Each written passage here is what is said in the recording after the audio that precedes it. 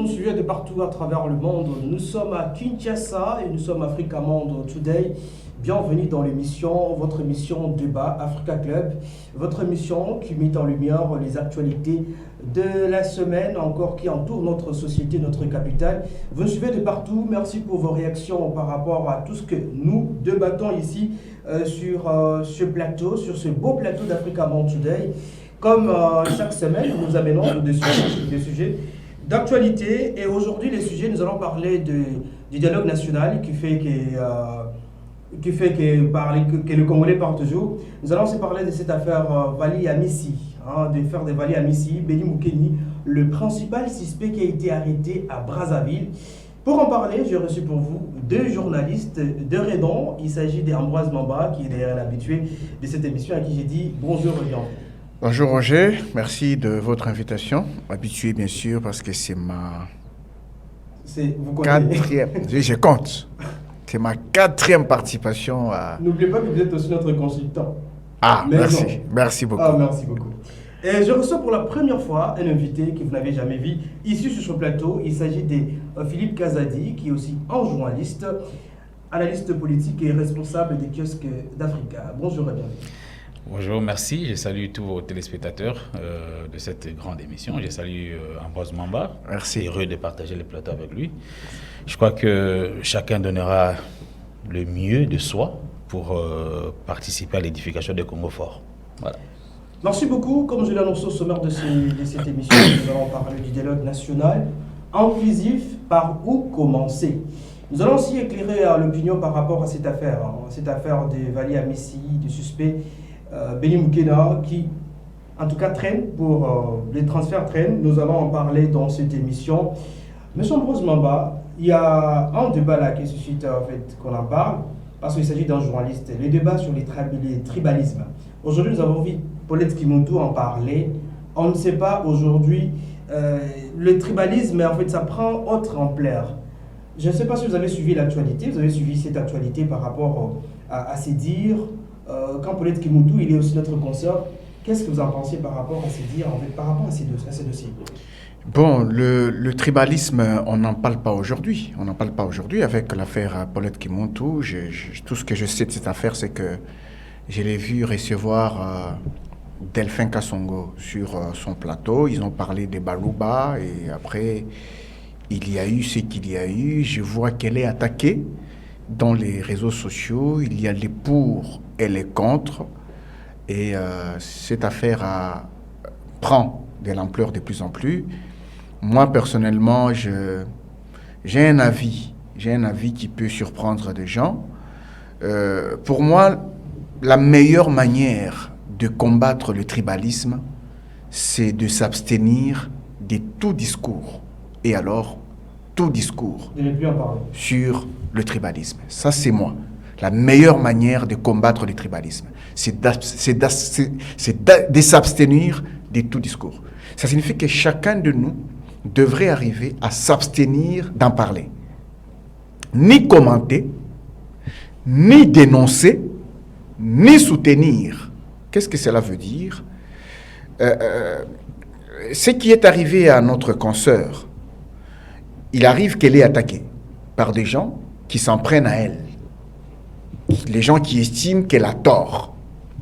Mais elle est aussi soutenue par d'autres personnes qui estiment qu'elle n'a pas tort. Vous voyez là, vous êtes en face des deux camps qui ne font qu'alimenter le tribalisme. Ils alimentent le tribalisme par leur position, par leurs commentaires. Les uns qui soutiennent, les autres qui attaquent, les autres qui dénoncent. Et par la suite, vous avez quoi? Vous avez le même tribalisme qui s'alimente et se renforce de plus en plus. C'est pourquoi moi je pense que la meilleure manière de combattre le tribalisme, c'est de laisser à l'État congolais de réprimer les actes ou les manifestations du tribalisme conformément à la loi, mais de s'abstenir de commenter. Pourquoi s'abstenir de commenter? Parce que vous n'aurez jamais, et alors jamais, l'unanimité autour de votre point de vue lorsque vous combattez le tribalisme. Parce que même le bien lui-même n'a pas l'unanimité du mal. Le mal combat le bien. Le bien est combattu par le mal. Merci.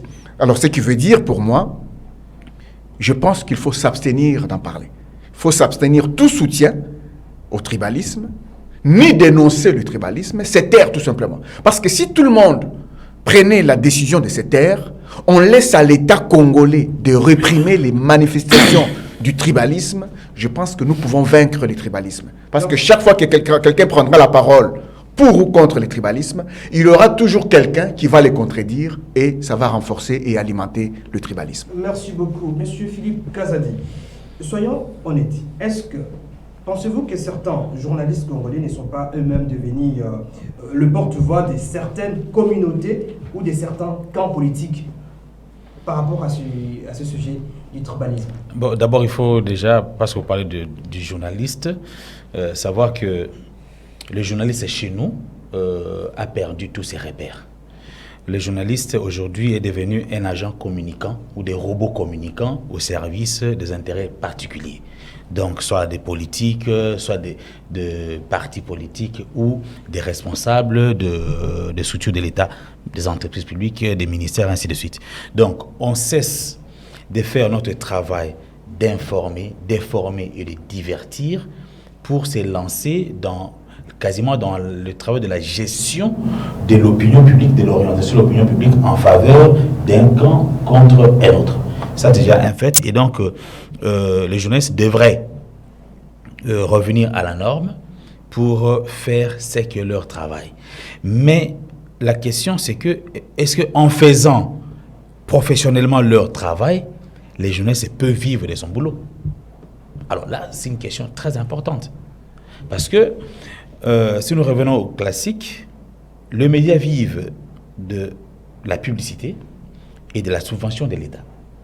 Alors chez nous, il n'y a ni publicité parce qu'il n'y a pas des entreprises concurrentes à mesure de ramener sur le média les spots publicitaires et il n'y a ni subvention de l'État. Et dans ces conditions, les journalistes sont laissés quasiment à la merci de politiques ou de tous ceux qui détiennent un peu de moyens financiers pour nous permettre de fonctionner.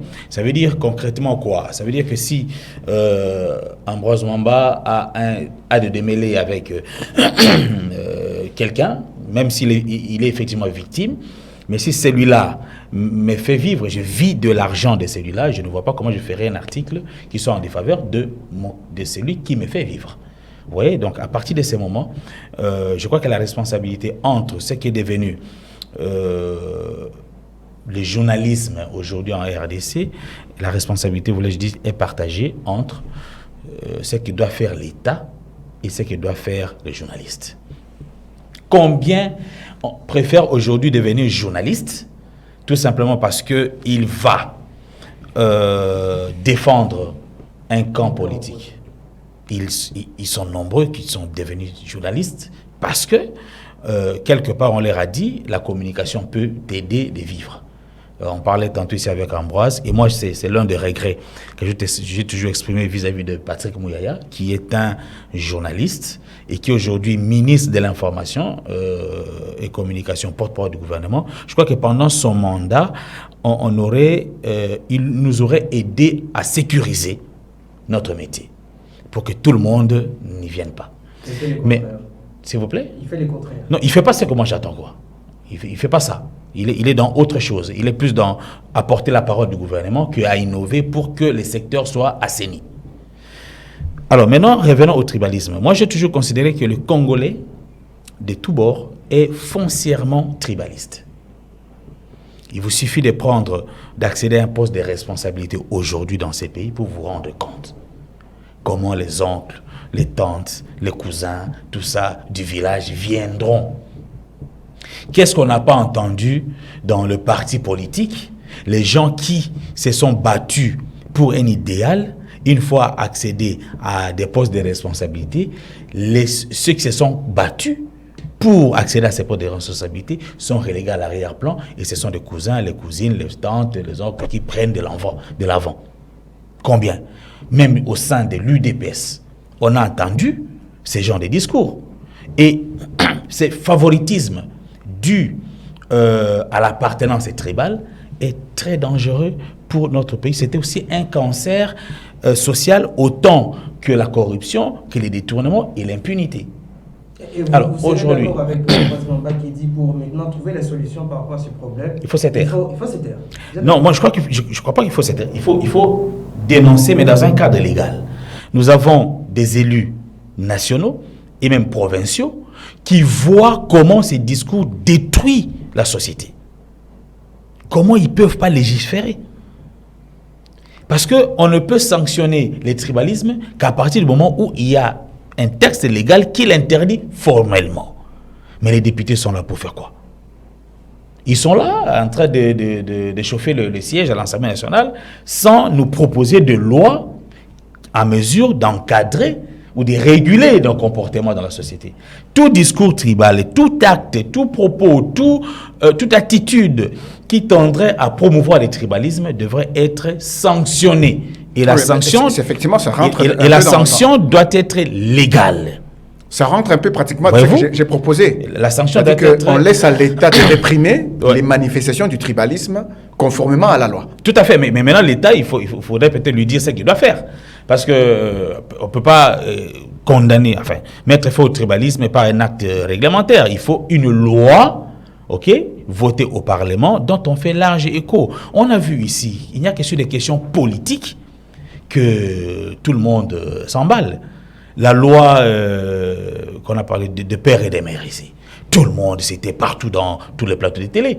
Mais une question comme ça, le tribalisme, va rester une affaire entre journalistes qui cherchent le buzz sur les réseaux sociaux pour se faire trop de vues. Une question, je reviens à M. Ambroise.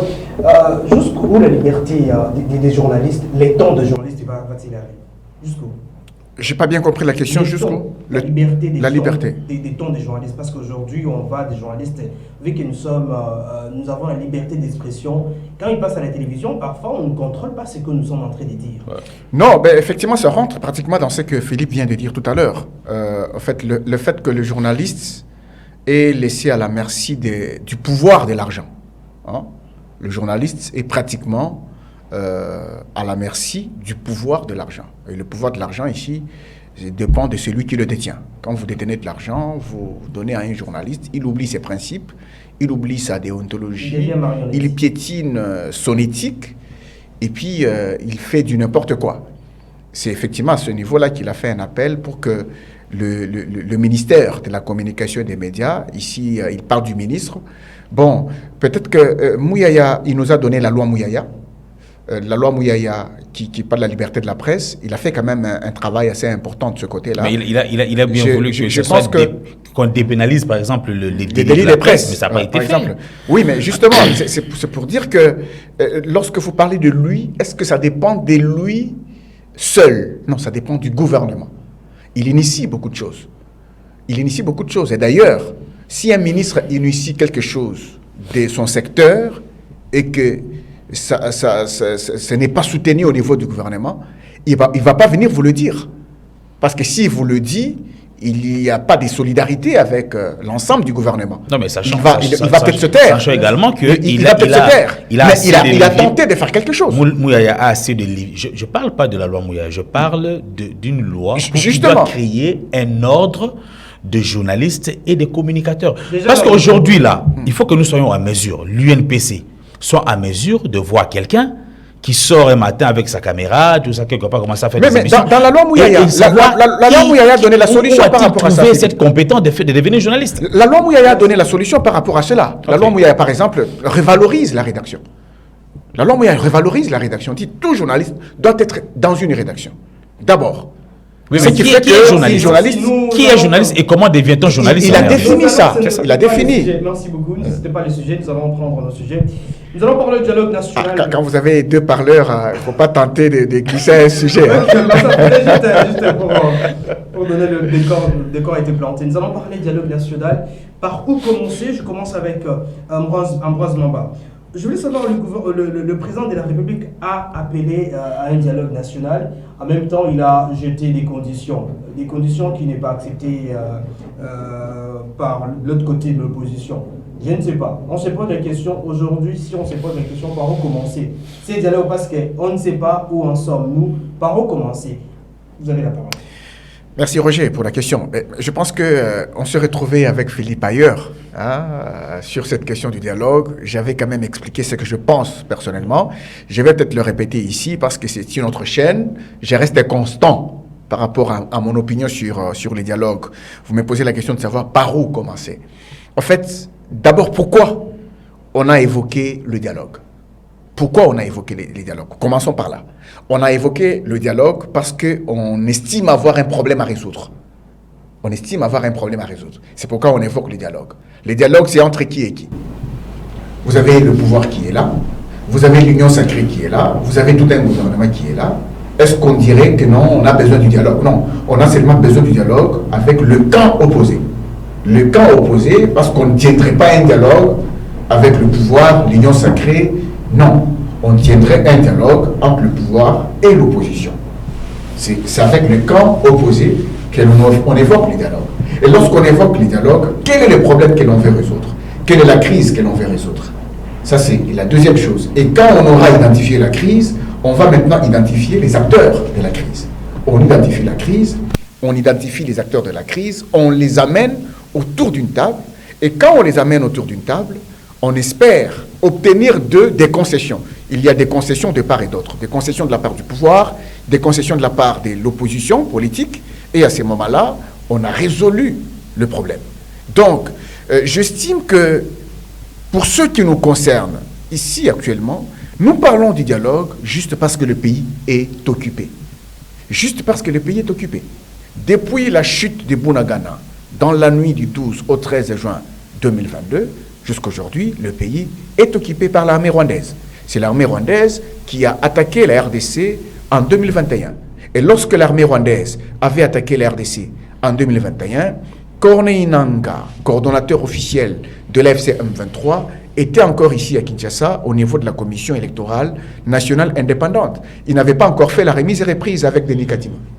Mais la RDC était déjà attaquée par les Rwandais, par Tchanzu et Runyoni en 2021. En 2022, lorsque Bunagana tombe, Corneille Nangaa est toujours ici à Kinshasa. Il ne faut jamais oublier ça. Il est toujours ici à Kinshasa lorsque Bunagana tombe en 2022. Il a déjà fait la remise et reprise avec Denis Kadima à la CENI. Et là, il est à Kinshasa en train de parfaire la sortie officielle de son parti politique. En 2022. C'est en 2023, exactement le 15 décembre 2023, que Corneille Nangaa annonce à l'opinion nationale et internationale la création de la rébellion de l'AFC. Il était à Nairobi au Kenya, le 15 décembre 2023. 5 jours avant la tenue de la présidentielle qui a fait que Tshisekedi soit réélu pour un second mandat avec 73% de voix. Donc 5 jours avant la présidentielle, Corneille Nangaa avait déjà annoncé la rébellion de l'AFC. C'est là qu'il est allé s'allier au Rwanda, qui avait déjà attaqué auparavant le pays. Lorsqu'aujourd'hui nous nous retrouvons dans la situation dans laquelle on se retrouve parce que le pays est attaqué, le pays est occupé, nous voulons obtenir le retrait des troupes rwandaises du territoire congolais, nous devrions poser le vrai postulat. Quel est le postulat que nous posons? Et pour que nous puissions tenir le dialogue. C'est là que moi je dis que si nous estimons que le problème que nous voulons résoudre ici, c'est le problème du retrait des troupes rwandaises, tenir un dialogue inclusif avec Corneille Nangaa ne va pas nous donner le retrait des troupes rwandaises. Il reste un Congolais. Il reste un Congolais qui a des revendications. Il reste un Congolais qui a des raisons pour lesquelles il a pris les armes. Il reste un Congolais. Et c'est là où on peut penser que le pouvoir a fait une erreur d'inclure le mot inclusif à l'intérieur, parce que lui-même, il met quand même des limites à ne pas franchir, à ne pas participer à dialogue avec Corneille Nangaa. Sur ce point, j'avais dit, ça c'est mon avis personnel, j'avais dit que le pouvoir ne pouvait pas parler de l'inclusivité, mais en parlant de la sélectivité en même temps. Quand vous écoutez le pouvoir, c'est officiel. On dit, le porte-parole du gouvernement a dit, le dialogue est inclusif, mais avec seulement ceux qui dénoncent le Rwanda. Avec seulement ceux qui dénoncent le Rwanda. Corneille Nangaa n'a pas dénoncé le Rwanda, il est avec le Rwanda. Ça signifie qu'il est déjà exclu par rapport à cette inclusivité. C'est là que j'ai dit que cette inclusivité est un dribble. C'est une manière de dribbler. Joseph Kabila aussi. Une manière de dribbler. Donc, pour moi, le pouvoir aurait été clair en parlant de l'exclusivité. Tout simplement, au lieu de parler de l'inclusivité. Je reviens. Donc, en disant que si nous voulons obtenir à travers ce dialogue le retrait de troupes rwandaises, on ne va pas l'obtenir avec la seule participation de Nanga, Bisimwa et consorts. Vous avez parlé de Joseph Kabila. Son statut reste à préciser. Est-il chef rebelle? Il a été condamné par la justice militaire congolaise. Il a été sanctionné par les États-Unis d'Amérique. Mais officiellement, il ne s'est jamais prononcé lui-même comme étant chef rebelle. Il y a eu un rapport des experts de l'ONU annonçant une restructuration au niveau de la FCM 23 pour faire de lui le chef rebelle de la FCM 23. Tout ça, on attend. Alors, c'est là que nous disons que... mais il est un peu proche, hein, même au niveau idéologique. Au niveau idéologique, on sent qu'il est proche. C'est lui qui a dit que les revendications du M23 représentent les aspirations du peuple congolais. Il a dit ça. Son conseiller Kikaya a dit que Joseph Kabila partage les mêmes objectifs que le M23. Hein? Il est allé quand même installer son quartier général à Goma. Donc c'est ce rapprochement-là avec le mouvement rebelle qui fait qu'aujourd'hui on dise qu'il a un statut de rebelle ou de chef de seigneur de guerre. Donc, pour revenir au dialogue, ça signifie que ce dialogue, si nous le tenons avec les Congolais qui sont à la FCM 23, ils vont parler, ils vont poser leurs problèmes, ils vont donner les raisons pour lesquelles ils ont pris les armes, même si ces raisons sont résolues, ce ne seraient pas les raisons du Rwanda. Parce que le Rwanda qui a attaqué la RDC a ses propres intérêts, Corneille Nangaa, Bertrand Bisimwa et les autres Congolais ont leurs propres intérêts. À leur niveau, il y a ce que moi j'appelle la juxtaposition des intérêts. Est-ce que le Rwanda était franc envers les Congolais pour leur dire par exemple que non, moi le Rwanda, mes intérêts, c'est de réaliser mon projet expansionniste par exemple. Le Rwanda n'était peut-être pas franc pour dire que j'ai attaqué la RDC pour réaliser mon projet expansionniste, pour piller les ressources. Parce que les Congolais vont redouter le Rwanda en allant s'allier à lui. Parce qu'ils vont dire non, on ne va pas s'allier à lui parce qu'il a un projet expansionniste. Donc, le Rwanda n'est peut-être pas franc, mais il y a cette juxtaposition des intérêts entre les étrangers qui ont attaqué le pays et les nationaux qui se sont greffés aux étrangers. C'est là que je dis que si nous tenons ce dialogue dans ce format, on ne va pas obtenir le retrait des troupes rwandaises. Et pour obtenir le retrait des troupes rwandaises, il faut peut-être qu'on revoie le paradigme par rapport à la résolution de cette crise. Nous avons le processus de Washington qui nous a permis d'avoir un accord en bilatéral avec le Rwanda qui n'a pas appliqué. Nous avons un processus de Doha qui nous permet de résoudre la question militaire de cette crise. Et nous avons des partenaires. Nous avons les États-Unis qui nous aident à faire pression sur le plan diplomatique sur le Rwanda pour que le Rwanda arrive à retirer ses troupes. Et je pense que c'est de cette manière-là qu'on peut trouver la solution. Merci beaucoup, M. Ambroise. Philippe Kazadi, nous avons entendu l'opposition qui aussi réclame, ils ont aussi donné leurs conditions. Alors, je veux bien savoir quelles concessions que l'opposition peut faire pour que ce dialogue soit effectif. Et puis, avant de répondre à cette question, je veux bien savoir, vous êtes pour l'organisation de ces dialogues, vous, en tant que Congolais, en tant que journaliste? Bien sûr, moi je suis foncièrement pour la tenue d'un dialogue. Je veux qu'il y ait un dialogue inclusif, parce que pour moi, et pour beaucoup, je crois même le président de la République aussi, à part le fait que par moment, il y a des agendas politiques qui interviennent, mais le président de la République aussi est pour un dialogue inclusif. Parce que, en définitive, on ne peut pas résoudre une crise, qu'elle soit politique ou sécuritaire, sans impliquer les acteurs. Ambroise a bien fait de parler des crises et des acteurs, mais sans les citer. Dans la partie de la crise sécuritaire, quels sont les acteurs qui sont impliqués dans cette partie de cette crise? Il y a justement le Rwanda, il y a des Congolais qui sont réunis dans l'AFC M23, ok, et il y a le gouvernement. Donc Ambroise a fait exprès, en parlant des crises que nous avons, de ne pas citer les acteurs. Nous avons la crise sécuritaire dans l'est de notre pays, ça c'est contestable, et les acteurs de cette crise sont l'AFC M23, le Rwanda et le gouvernement. Donc ce sont les trois partis qui doivent absolument discuter de ce qu'est la crise sécuritaire et comment résoudre cette crise sécuritaire. Mais nous avons aussi la crise politique qui est issue des élections qu'on a connues 2018-2023, parce que jusqu'à aujourd'hui, les camps, par exemple, de Martin Fayoulou n'a jamais digéré le fait qu'il n'ait pas étaient à la commande du pays en 2018. N'ont jamais accepté le pouvoir de Tshisekedi. N'ont jamais accepté le pouvoir de Tshisekedi. En clair, donc pour ces camps de Fayoulou. Et l'autre camp qui s'est rajouté après la tenue des élections en 2023, qui ont été quand même des élections chaotiques, difficiles à accepter les résultats. Moi-même, j'ai été candidat et je sais de quoi je parle. Donc à ce niveau-là, il y a aussi des acteurs bien identifiés, l'opposition, le gouvernement et la société civile. Mais à cette crise politique-là aussi, même la FCM 23 fait partie de la crise. Pourquoi je dis ça? Parce que résoudre la crise politique dans l'optique des élections signifie que les élections étant établies chez nous comme la seule voie par laquelle on peut accéder au pouvoir, il faut impliquer tout le monde. Tout celui qui peut concourir à la... qui peut s'aventurer dans la lutte pour la conquête du pouvoir, doit faire partie de ces dialogues. C'est pourquoi il y a des partis politiques, il y a les associations de la société civile, il y a la partie gouvernementale et les autres. En tout cas, tout celui qui sait qu'il peut participer à la lutte politique pour la conquête du pouvoir est impliqué dans la crise politique.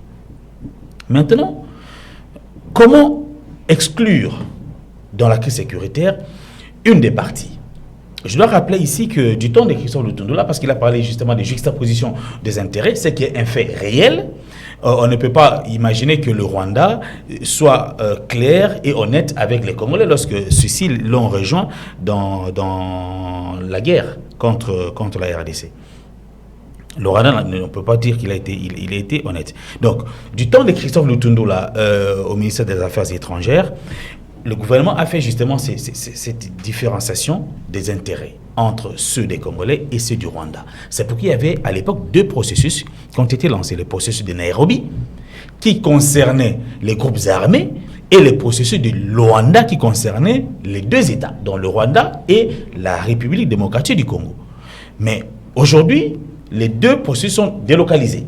L'un est à Washington avec le Rwanda et l'autre est à Doha avec les groupes armés. Et malheureusement, à Doha, il n'y a que le M23. Par contre, dans le processus de Nairobi, il y avait tous les groupes armés, parce qu'il y en a plusieurs. Dans la partie est de notre pays, il y a plus de 100 groupes armés qui œuvrent. Mais le M23 est le plus dangereux parce qu'il est le seul qui aujourd'hui bénéficie de l'appui d'un État étranger. Donc, je disais que Ambroise Mamba n'a pas été honnête de ne pas citer les acteurs, parce qu'il savait que s'il cite les acteurs, quand vous lui poserez la question sur l'inclusivité, il sera en difficulté de dire que tel acteur doit être exclu du dialogue.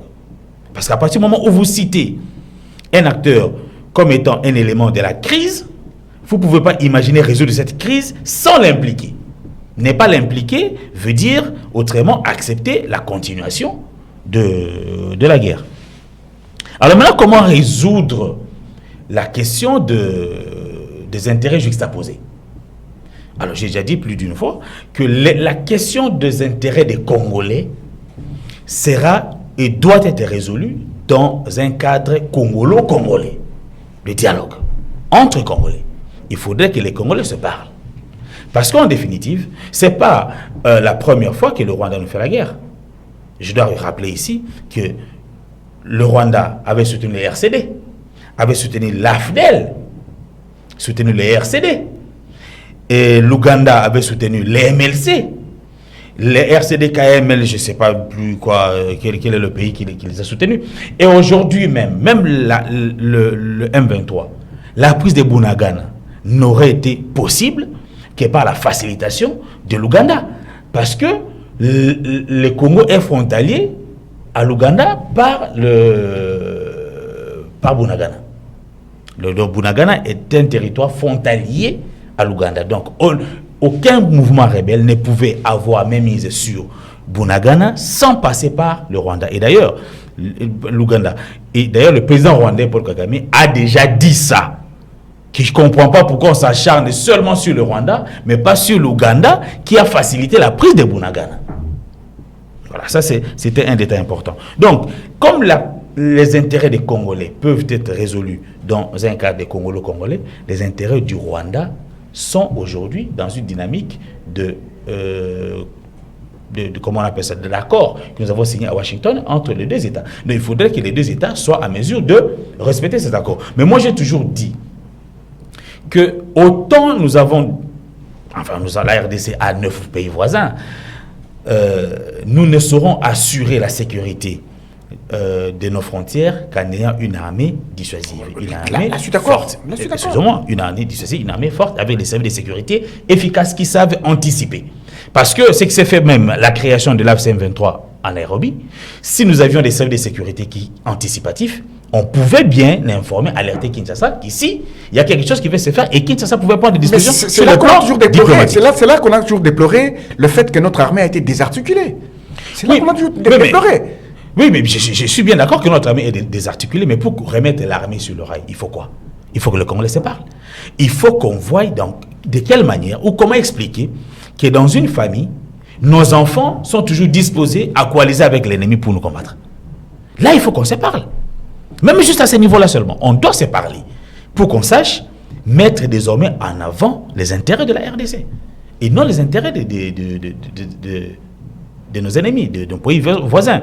Et pour se parler, je crois que la question de Congolais se parler aurait dû être résolue à Sun City si on a tous la volonté de toujours respecter la Constitution. La Constitution de notre pays, la Constitution actuelle, a résolu un problème majeur. C'est celui de l'alternance. C'est celui de ne voir personne s'éterniser au pouvoir.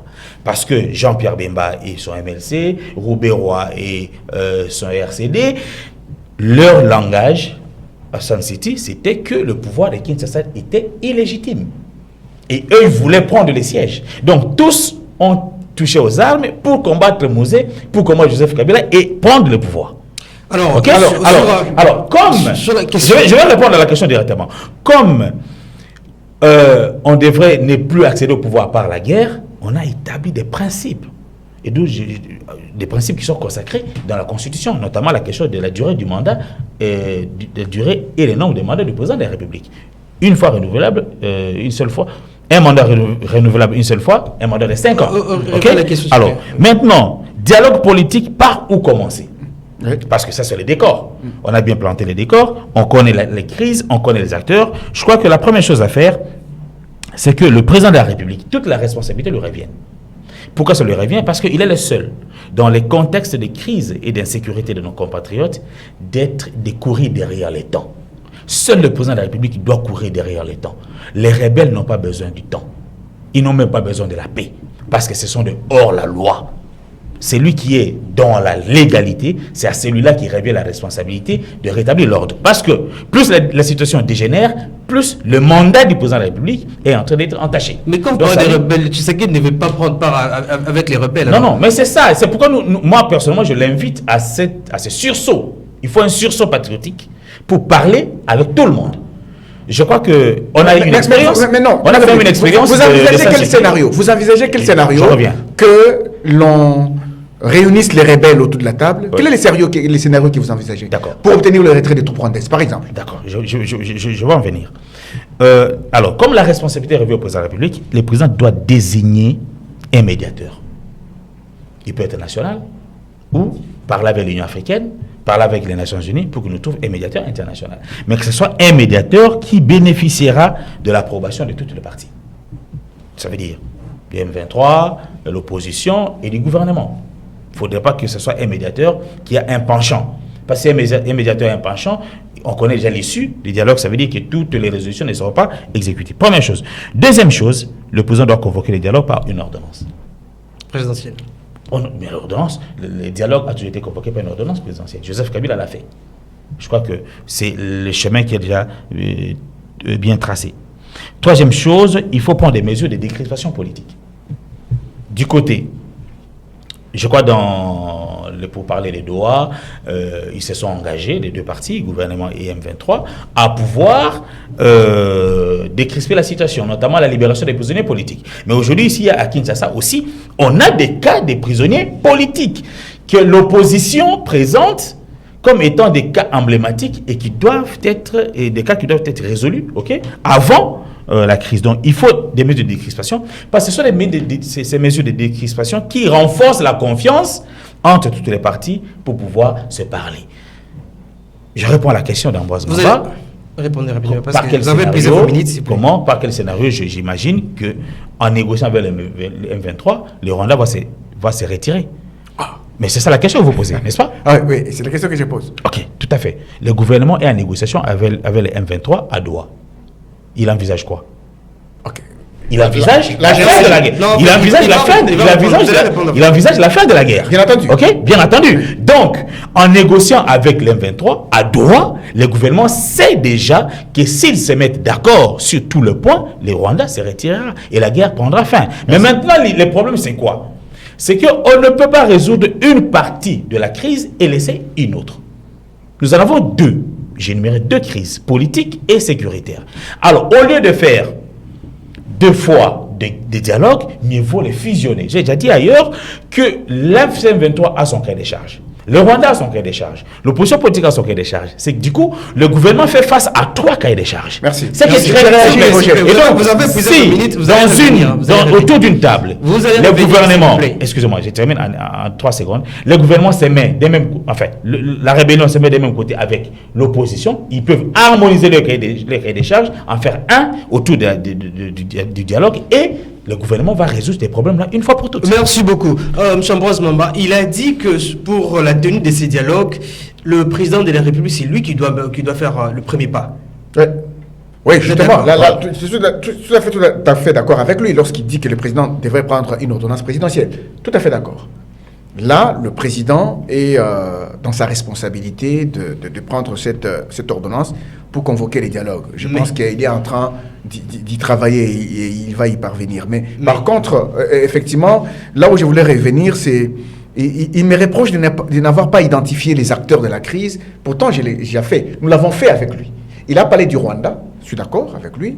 Il a parlé de la FCM 23 et du gouvernement. Je suis d'accord. Mais comment mais là, le problème, c'est quoi? Nous parlons de quel dialogue? Nous parlons du dialogue national. Ouais. Mais il identifie en même temps le Rwanda comme étant acteur de la crise. Mais le Rwanda n'est pas congolais. Nous parlons du dialogue national. Le Rwanda se résout à Washington. Oui, mais justement, c'est pourquoi nous disons que nous parlons du dialogue national. Puisque nous parlons du dialogue national, le Rwanda étant un acteur de la crise sécuritaire, mais le Rwanda n'est pas congolais. On ne peut pas l'inviter autour de la table, là où nous parlons congolais. Ouais, mais les Congolais, oui. Les Congolais, oui. Maintenant, le problème, c'est que il y a une relation de supériorité entre le Rwanda et les Congolais impliqués dans la crise sécuritaire. Cette relation de supériorité se retrouve bien dans les deux branches qui animent le mouvement rebelle. Il y a la branche militaire et il y a la branche politique. J'ai toujours dit que la branche militaire est au-dessus de la branche politique. La branche militaire de la FCM 23, elle est essentiellement rwandaise. C'est la branche politique qui est congolaise. Parce qu'animée par Kone, Nanga, Bissimwa et consorts. Et d'ailleurs, j'ai toujours dit que les vrais accords, Philippe, les vrais accords sont rédigés par les militaires au front. Ce sont les militaires au front, quand ils se battent, ils établissent les rapports de force et ils dictent leurs lois. Et ce sont les politiques, les diplomates, quand ils vont se retrouver autour de la table, ils vont écrire les contenus des accords vont dépendre des rapports de force établis par les militaires sur terrain. Oui, justement, c'est comme ça que ça se passe. À ce moment-là, c'est comme ça que ça se passe. Et où se passe le commandement militaire alors? Non, mais le commandement militaire, il est rwandais. Le commandement militaire, il est rwandais. n'est pas au front. Oui, mais il n'est pas au front. Moi, j'ai pas du principe. J'ai pas du principe. Okay. Hein. Allons-y dans les principes. Ouais. Mais le commandement militaire, il n'est pas au front. Ouais. Mais le commandement militaire, il est où? Il reste militaire. C'est pas un commandement politique. C'est un commandement militaire. C'est pas un commandement politique. Mais quand le commandement militaire a fini, il envoie les politiques autour de la table. Les politiques maintenant vont exprimer les revendications des militaires pour les politiser, pour les légitimer au fait, autour de la table, pour qu'on signe. D'ailleurs, c'est vous qui m'avez appris ça un jour. Vous m'avez même rappelé que le CONOPS que nous avons aujourd'hui, si notre CONOPS a accepté le mot lever des mesures défensives, c'est juste parce que sur le plan des rapports des forces militaires, nous étions battus à l'époque. En Angola, à Luanda, lorsque nous étions en train d'élaborer les CONOPS, le concept des opérations militaires. Donc, ce sont les opérations militaires qui nous dictent ce que nous sommes censés décider autour de la table. C'est comme ça que je dis, étant donné que la branche militaire de la rébellion AFC M23 est essentiellement rwandaise, nos Congolais qui sont politiques dans cette rébellion n'ont pas un mot à dire. Ils dépendent de ceux qui sont supérieurs à eux. Donc, les invités autour de la table, ce n'est pas mauvais. Mais ils sont déjà tous d'une table. Oui, je vais revenir à cette table-là. Je vais revenir à cette table. Vous parlez justement des droits. Ouais. Mais les invités autour de la table, dans un dialogue... Il vous reste 2 minutes, s'il vous plaît. Les invités autour de la table, dans un dialogue national, voudrait dire, ça ne change rien, parce qu'ils vont parler, ils vont donner les raisons qui les ont poussés à prendre les armes. Vous allez peut-être résoudre ce problème, mais vous n'allez pas récupérer Goma et Bukavu. Parce que Goma et Bukavu se trouvent dans les mains de Rwandais, des militaires rwandais. Donc, si vous voulez récupérer Goma et Bukavu, vous devriez normalement faire la volonté du Rwanda. C'est là que je dis qu'il y a un piège. Je reviens maintenant à Doha, parce qu'ils sont autour de la table. Mais Doha a commencé bien avant. Vous savez que Doha même a commencé bien avant Washington. Doha a commencé bien avant Washington. Mais Doha n'a pas donné ses secrets. Pourquoi ? À cause justement de cette supériorité de l'armée rwandaise sur les Congolais. Parce qu'en réalité, lorsque Tshisekedi disait plusieurs fois que ce sont des dépendants du Rwanda, il le disait, il n'avait pas tort. Ça s'est révélé par la suite qu'effectivement, à Doha, on discutait avec le Rwanda sous couvert de discuter avec les Congolais. Parce qu'on a scindé ces deux processus, Washington d'un côté et Doha de l'autre, mais en croyant qu'à Doha, on parlait avec des Congolais, mais en réalité, ce n'était pas des Congolais, c'était des Rwandais, parce que les revendications qui étaient présentées autour de la table étaient essentiellement collaborationnistes. Il y a eu des fuites. Lorsque l'AFC M23 a réclamé l'autonomie de gestion de 8 ans, par exemple, pour la rabattre à 2 ans, par exemple, c'est une revendication collaborationniste. Elle n'est pas nationaliste. Quel est ce Congolais nationaliste qui peut apporter cette revendication autour de la table? Quel est ce Congolais nationaliste qui peut apporter cette revendication autour de la table pour dire non, si vous voulez récupérer Goma et Bukavu, laissez à l'AFC M23 de gérer Goma et Bukavu pendant 2 ans, pendant 8 ans par exemple. Et vous mettez ça dans un accord final. C'est pourquoi ça traînait. C'est pourquoi on n'a pas eu des résultats. Rappelez-vous lorsque Uvira est tombé. Uvira tombe, il y a eu cet appel triangulaire. Washington, Kigali, Uvira. Il vous reste 30 secondes, s'il vous plaît. Vance, Kagame et Makenga. L'AFC M23 s'est retiré d'Uvira. Après ce retrait, cela a même consacré, à mon sens, même si le gouvernement continue à Doha, cela a même consacré l'inanité du processus de Doha. Parce que ça prouvait, noir sur blanc, que le M23 était un proxy rwandais.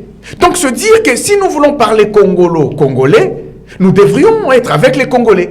C'est pourquoi moi je voudrais qu'on soit d'abord vrai. On tient un dialogue essentiellement exclusif, sachant que Nanga et consorts dépendent du Rwanda. Ce sont des Congolais. On comprend la position dans laquelle ils se trouvent. Ils se trouvent plutôt. Cette position ne leur permet pas justement d'être libres et de parler essentiellement congolais. Rappelez-vous. Rappelez-vous. Merci beaucoup. 30 secondes plutôt. 30 secondes, je termine par là. Rappelez-vous lorsque Goma est tombé. Corneille Nanga, on a vu les évêques de la Senko ICC aller voir Corneille Nanga pour parler avec lui.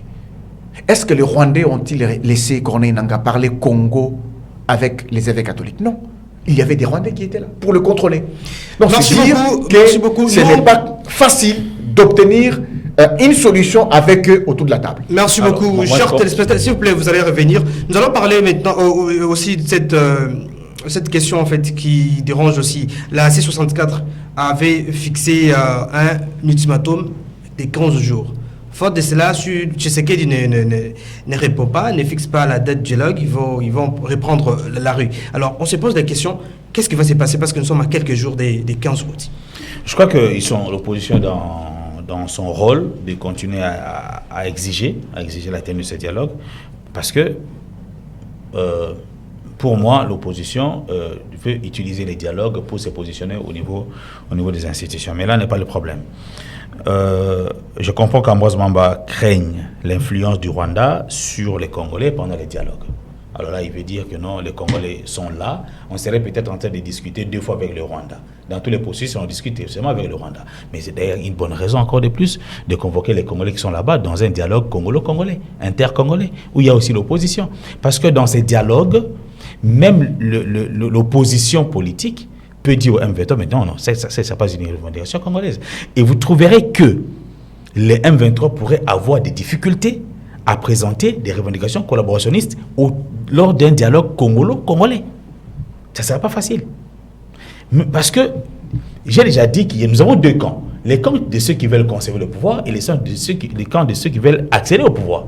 Ceux qui veulent conserver, disons, accéder au pouvoir, utilisent soit l'armée, ok, les M23, tout ça, soit l'opposition, comme font les Fayoulou, les Gatoub et les autres.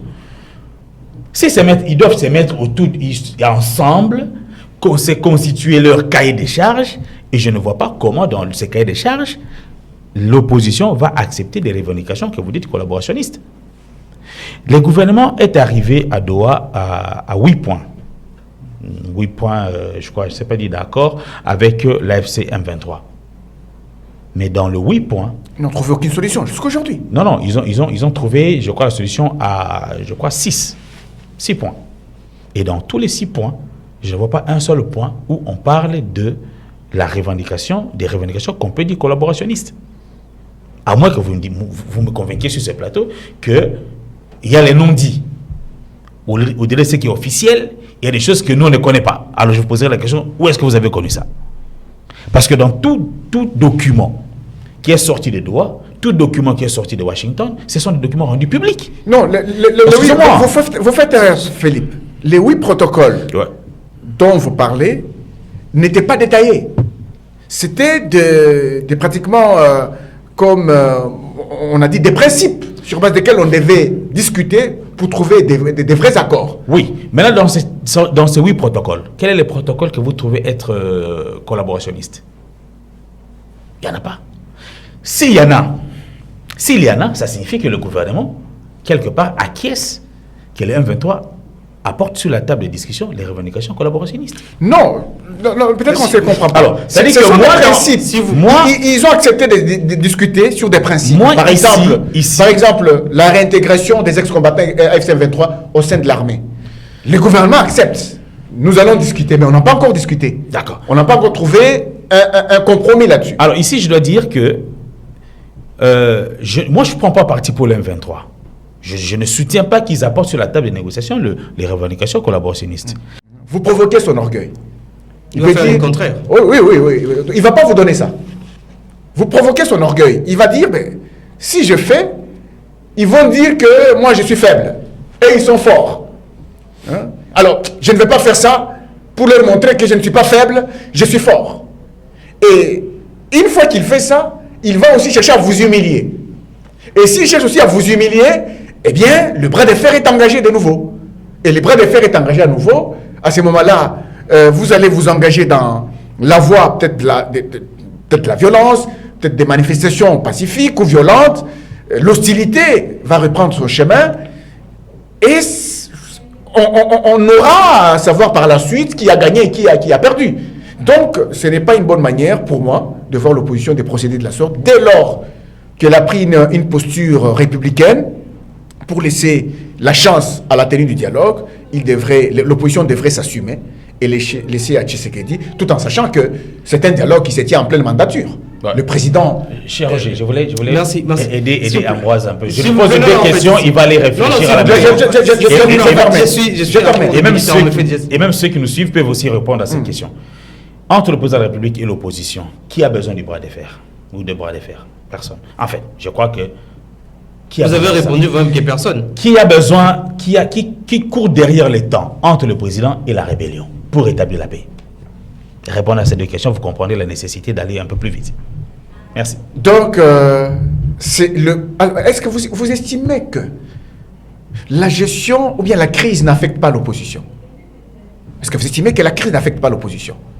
Est-ce que vous estimez... C'est effectivement ça, cette posture de croire qu'il n'y a que le président seul qui devrait décider parce que c'est lui qui a à gagner ou à perdre.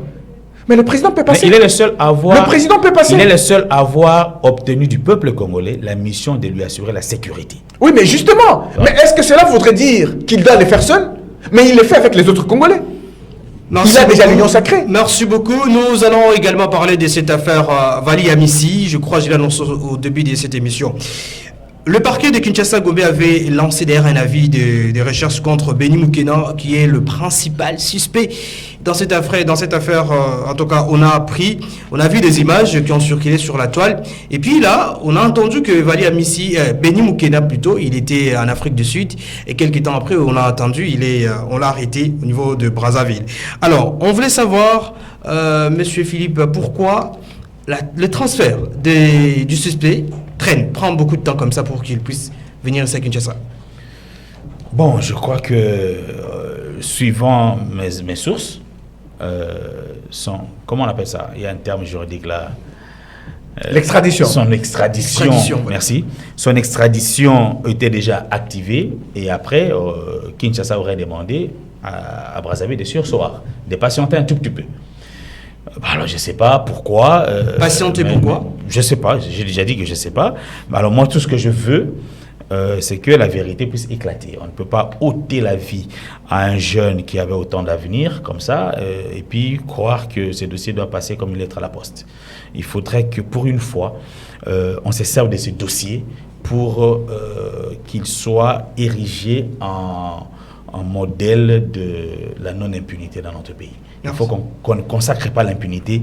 À partir de ces cas-ci, il faut désormais que la justice lance des messages très forts à l'égard de n'importe qui, que si vous ôtez la vie à quelqu'un ou si vous commettez n'importe quelle autre infraction, eh bien, la justice fera son travail. Voilà. Ambroise Mamba, la même question, l'extradition de Benny Moukena, ça prend plus de temps que prévu. Qu'est-ce qui s'est passé? Bon, moi je pense que nous serons d'un même avis avec lui sur ce sujet. La vie d'une personne a été ôtée. On sait que la vie est sacrée, la vie humaine est sacrée. Vali Amissi a été assassiné. C'était prémédité. Lorsqu'on voit ces images, c'était vraiment prémédité. On l'a assassiné et il faut que la justice fasse son travail pour que le coupable soit sévèrement puni conformément à la loi. Quant à son extradition, j'aurais voulu que ça se fasse un peu rapidement, étant donné que dans la vidéo du principal suspect, on fait allusion à un haut placé qui serait aussi derrière cette affaire. Donc il fallait qu'on fasse rapidement au lieu d'alimenter les suspicions, parce que pour les Congolais, le fait qu'ils ne soient pas trop vite extradés, pour les Congolais, il s'agit d'une manœuvre pour protéger quelqu'un. Voilà. Donc, pour éviter de protéger quelqu'un, quelqu'un-là, les hauts placés, ne peut pas se croire permis de tout, de faucher la vie des autres, et croyant qu'il est lui-même immortel. Non, personne n'est immortel. Il devrait répondre de ses actes. Donc, il faut que la justice fasse son travail pour qu'on décourage ces genres de crimes. Il y a également une polémique autour de ce dossier. Il y a la famille des Vali Amissi qui disent que non, le ministre de la Justice, parce que après l'arrestation, l'interpellation de Benny, le ministre de la Justice, il a salué quand même le travail abattu par les services de sécurité et tout. Et la famille de Vali Amissi, lui, pense que non, ce n'est pas le travail abattu par le gouvernement congolais, par le ministre de la Justice. Il veut s'approprier de mérites qui ne lui conviennent pas. Alors, il dit, la famille dit que non, c'est eux-mêmes qui ont fait tout pour qu'on arrête Benny Moukena. Je ne sais pas qu'est-ce que vous en pensez en tant que journaliste. Mais bon, moi en tant que journaliste, je me fie de spéculations. Je ne voudrais pas alimenter la polémique non plus, mais j'ai suivi les frères aux défunts dire ce que vous venez de dire. Ça veut dire qu'ils ont travaillé avec même des tiktokeuses, tout ça pour finalement mettre la main. Mais il a aussi souligné l'implication de l'alerte rouge qui a été lancée contre le principal suspect pour qu'il soit arrêté. Là, c'était au début. Non, pour qu'il soit arrêté partout. Donc, on ne peut pas croire qu'une famille peut aussi influencer même un État, la police d'un autre État, sans que le gouvernement en place ne fasse un travail. Ça, c'est vraiment, ça relève d'un autre monde, quoi. Si on est dans le monde des hommes ici, comment moi et ma famille pouvons actionner quelque chose qui se passe à Brazzaville? C'est impossible. Donc, il y a la part des autorités qu'il faudrait reconnaître et saluer, parce que ce sont elles qui ont lancé un mandat d'arrêt international contre le principal suspect. Il a été recherché, même vu en Afrique du Sud, à travers Interpol, tout ça, et le ministère de la Justice ici, de notre pays. Donc je crois que les autorités ont leur part de responsabilité. La famille aussi devrait accompagner les autorités dans les efforts qu'elles étaient en train de fournir pour qu'on arrive là où nous en sommes. Mais ici, tout ce qu'il faut demander, c'est que la procédure doit aller un peu plus vite, d'autant plus que les principaux suspects est déjà là. On a déjà entendu, on l'a entendu dire qu'il a effectivement tué Vali. Hein. Il nie pas avoir tué Vali, mais il a fait sous ordre. Alors, les ordres, là, nous devons connaître, c'est haut placé, c'est qui. Alors, les temps qui courent ne seraient pas à l'avantage de la vérité. Les temps qui courent sera à l'avantage de manipulation pour qu'on puisse camoufler la vérité et qu'on ne sache jamais rien sur les vrais auteurs de cet acte odieux. C'est la même question, Roger. C'est la même question, oui. Effectivement, c'est une polémique qui ne nous aide pas. Cette polémique-là, qui a travaillé, qui n'a pas travaillé, ça nous aide à quoi? Et le plus important, maintenant, c'est quoi? Ça nous aide à quoi cette polémique? Laisse-moi d'abord répondre à cette question. Pourquoi? Parce que il est vrai que la famille est touchée, la famille éplorée est touchée par l'assassinat de Vali Amissi. Elle peut travailler, elle peut se battre avec des tiktokeuses, avec des communicateurs, elle peut se battre, c'est normal. Mais elle doit aussi savoir que sans le mandat d'arrêt international, signé par le gouvernement congolais, le Congo-Brazzaville ne se serait pas impliqué à cette hauteur. Ouais. Pourquoi? Parce que s'il n'y avait pas de mandat d'arrêt international, cette affaire, même si c'est la famille qui a découvert là où vivait Beni Moukena, ça se limiterait à la justice du Congo-Brazza. Ça serait une affaire de la justice du Congo-Brazza et non plus une affaire du Congo-Kinshasa. C'est parce que les autorités congolaises de Kinshasa ont délivré ce mandat d'arrêt international qu'on parle aujourd'hui de l'extradition. Donc il faut reconnaître que chacun a joué son rôle. Cette polémique-là ne nous aide pas. Ça ne nous aide pas. Il est vrai maintenant que d'autre part, c'est vrai en politique, le gouvernement ne souhaite pas que on puisse lui reprocher le fait que non, il n'a rien fait, c'est pourquoi ils disent non, nous avons travaillé, ainsi de suite. La famille peut-être qu'elle refuse que le gouvernement se tape la main sur la poitrine, ainsi de suite. Ça ne nous aide pas. Donc la famille est là pour qu'elle connaisse qui a effectivement commandité l'assassinat de Vali Amissi, parce que le monsieur l'a reconnu. Et je ne sais pas manipuler l'arme, cette arme est venue de quelque part. Moi, j'ai répondu aux ordres, j'ai exécuté les ordres d'un haut placé. C'est effectivement à ce niveau que nous demandons aux autorités d'extrader. J'ai appris que ça sera fait ce samedi. Okay. J'ai appris que ce sera fait ce samedi 8 août. Alors j'espère qu'il va revenir et qu'il n'y aura pas d'interférence. Quant au haut placé, je pense qu'il faut que les Congolais le connaissent pour qu'effectivement on décourage toutes ces personnes qui commanditent les assassinats ou les tueries d'une manière ou d'une autre. Et sinon, notre justice, on peut jeter quand même de fleurs. Notre justice, si c'est le Massi, comme vous avez dit que notre justice a collaboré avec d'autres États pour on parlera de notre justice à l'issue du procès. Pas tout au début. On attend. On ne va pas jeter des fleurs comme ça. Bon, c'est une justice qui est malade. Le président de la République avait dit que la justice est malade. Il n'est jamais revenu vers nous pour nous dire que cette justice a été guérie. Et pour guérir cette justice, en fait, je ne sais pas, on veut dire la justice est malade et ça reste en nous. On s'est dit, dans tout ce qu'on fait, on dit, notre justice est malade. Ça affaiblit en même temps. Vous ne pensez pas que ça ne affaiblit pas directement notre justice au lieu d'avancer? Bon, il continue de se plaindre. L'ancien ministre Moutamba, qui est aujourd'hui, il est dans le NIOUF, avait fait une thérapie de choc. Il a organisé les états généraux de la justice pour qu'on voie comment redorer l'image de notre justice. Mais bon, on attend la mise en œuvre maintenant de toutes les résolutions issues des états généraux de la justice.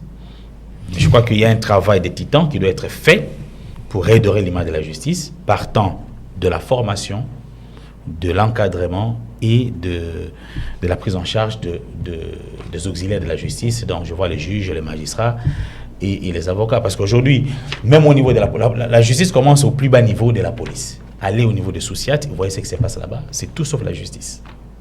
Donc, tout sauf la justice. Tout sauf la justice. Au niveau déjà du Soussiat. Et des autres. Du Soussiat qui est le plus proche possible de la population. Les petites affaires qui doivent être réglées là-bas, allez voir comment ça s'est fait. Vous venez avec la corruption, j'ai déjà parlé du cancer. Parmi les cancers qui rongent notre société, il y a la corruption, le détournement et l'impunité. Ça, ce sont des choses qui rongent notre société.